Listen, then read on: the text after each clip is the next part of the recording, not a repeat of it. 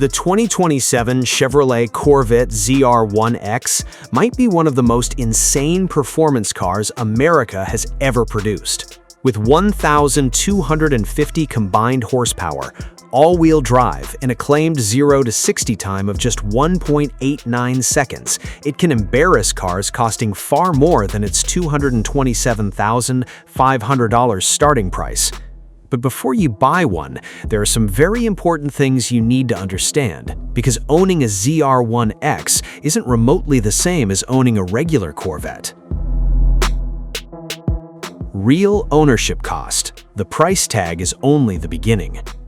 Let's start with the obvious. The 2027 Corvette ZR1X starts at $227,500 before destination, taxes, options, and whatever the market does to pricing. The 3LZ model starts at $238,500, and options can push the number dramatically higher. The bigger issue is running cost. The ZR1X uses a twin-turbocharged 5.5-liter V8 combined with a front electric drive unit. The result is an astonishing 1,250 horsepower, but this isn't an economical hybrid. The EPA rating is approximately 12 mpg city, 19 highway, and 14 combined. At 15,000 miles per year and roughly $4 per gallon for premium fuel, you're looking at around $4,300 a year in gasoline at the combined rating. Drive aggressively, and that number can climb quickly.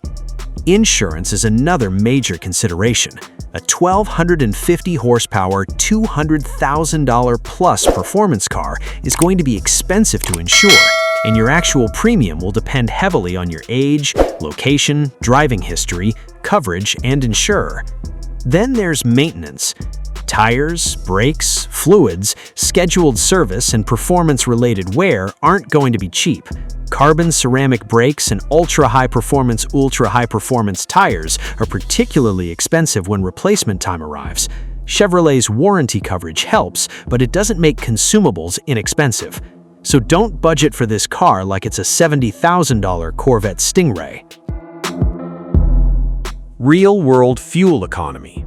The hybrid system isn't here to save fuel. This is an important distinction. The electric motor isn't primarily there to make the car efficient, it's there to make the car faster. The front electric drive system provides all-wheel drive capability and additional power, while the twin-turbo V8 handles the majority of the performance workload. For normal commuting, the ZR1X can actually be surprisingly civilized. Chevrolet and reviewers have demonstrated that the car can operate quietly and comfortably when you're not demanding maximum performance. But city driving is where fuel economy will suffer. Stop-and-go traffic, short trips, cold starts, and frequent acceleration are not ideal for a 5.5-liter twin-turbo V8. Highway cruising should be considerably better, with an official rating around 19 mpg. But don't buy this car expecting Prius economics just because it has a hybrid system. This is a performance hybrid, not a fuel-saving hybrid. Interior practicality. More usable than you might expect. The ZR1X remains a two-seat sports car, so practicality has obvious limits. But the C8 Corvette platform is more usable than its exotic car appearance suggests. There's a front trunk and rear cargo area, giving the Corvette approximately 9 cubic feet of total cargo volume. In testing, Car and Driver was able to fit a golf bag and multiple carry-on size suitcases. The interior itself is familiar C8 Corvette territory.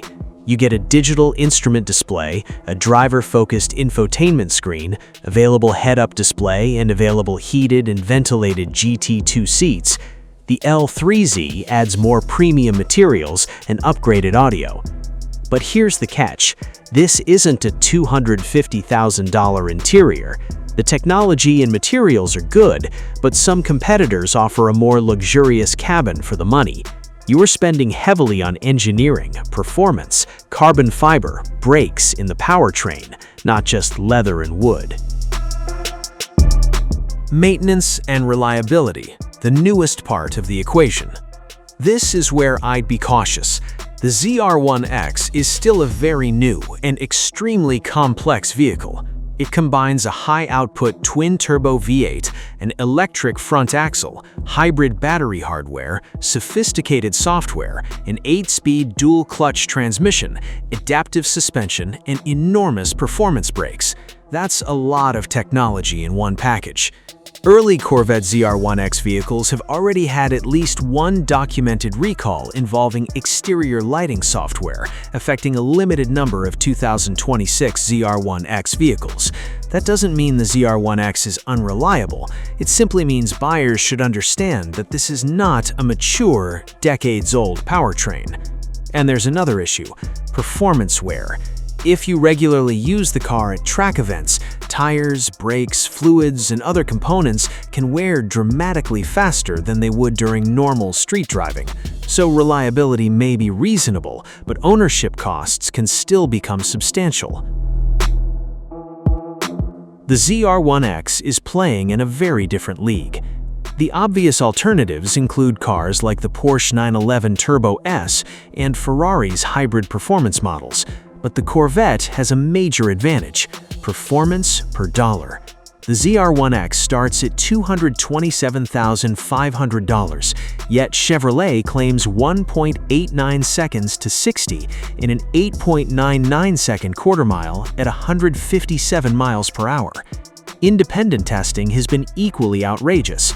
Car and Driver recorded a 1.8-second 0 to 60 run and an 8.9-second quarter mile in a later test. That's hypercar-level acceleration.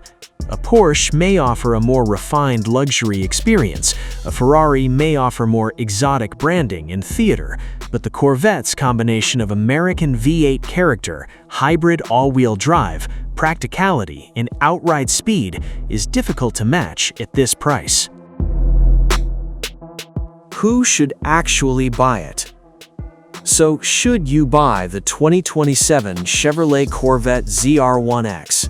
If you want one of the fastest production cars in the world, you have the budget, and you actually value extreme performance, the answer is absolutely yes. But if you're looking for a comfortable daily driver, low ownership costs, easy maintenance, or a rational transportation decision, this isn't it. The ZR1X doesn't make sense because it's practical. It makes sense because Chevrolet somehow created a street-legal American hypercar with 1,250 horsepower, all-wheel drive, a usable cabin, and a starting price far below many exotic competitors. Just remember, the $227,500 gets you in the door. It doesn't tell you what ownership will cost.